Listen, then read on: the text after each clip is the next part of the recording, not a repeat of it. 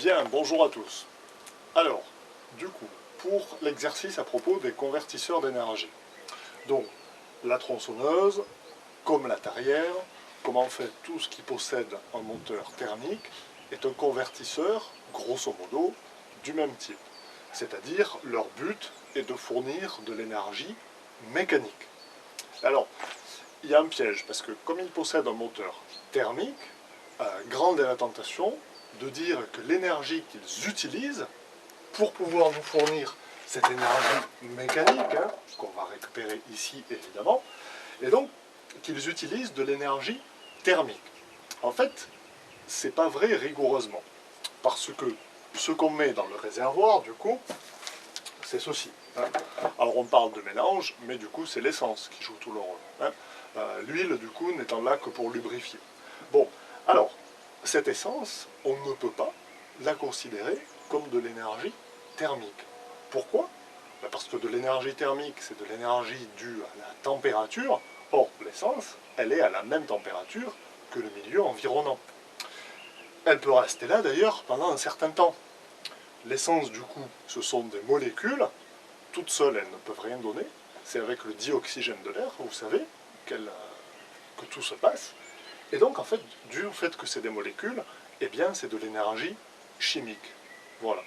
Donc, en fait, la tronçonneuse, elle va utiliser de l'énergie chimique, et puis elle va la convertir, du coup, en énergie mécanique.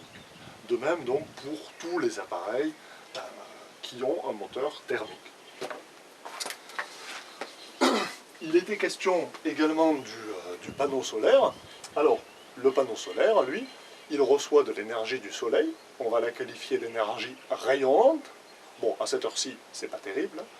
Et du coup, cette énergie rayonnante, il la convertit en énergie électrique. Voilà. Donc le panneau solaire, du coup, c'est un convertisseur d'énergie rayonnante en énergie électrique. Il ne peut pas nous donner de l'énergie électrique si, à la base, il n'a pas utilisé d'énergie rayonnante.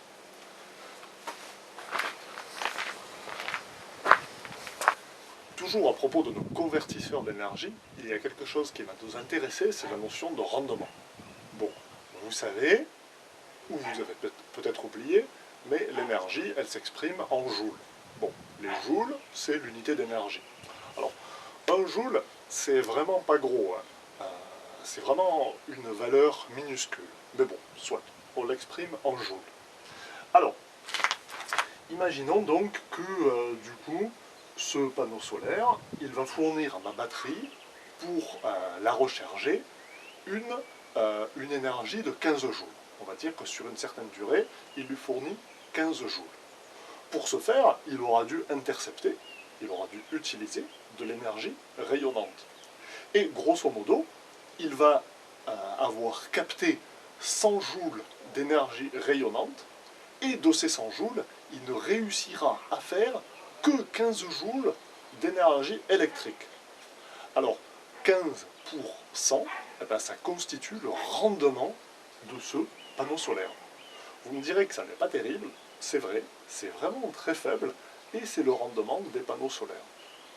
Donc c'est vraiment quelque chose qui n'est pas élevé du tout. Alors, vous me direz, bon ben, heureusement on a la tronçonneuse qui va avoir un rendement plus élevé, rien n'est moins sûr.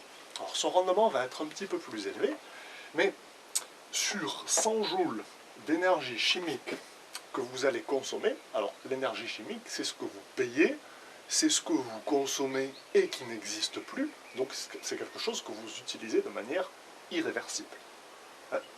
Donc vous voulez toujours minimiser ce que vous utilisez. Vous voudriez bien en utiliser le moins possible, déjà parce que ça vous coûte. Je veux dire, l'essence vous coûte. Donc vous allez utiliser 100 joules d'énergie chimique sous forme d'essence.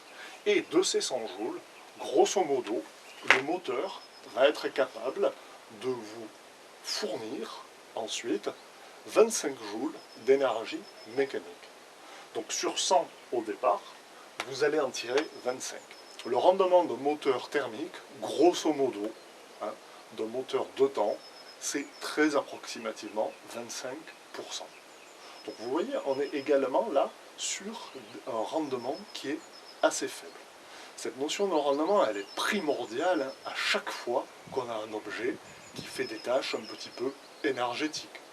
C'est quelque chose, on va être intéressé par avoir un rendement le plus important possible pour avoir la dépense la plus faible à fournir.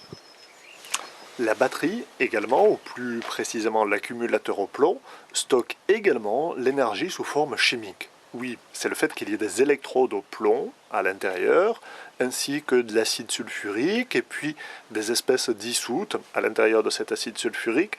Eh bien, c'est ceci qui contient toute l'énergie de la batterie, et elle est grande. Et évidemment, la batterie donc utilise cette énergie et fournit de l'énergie électrique.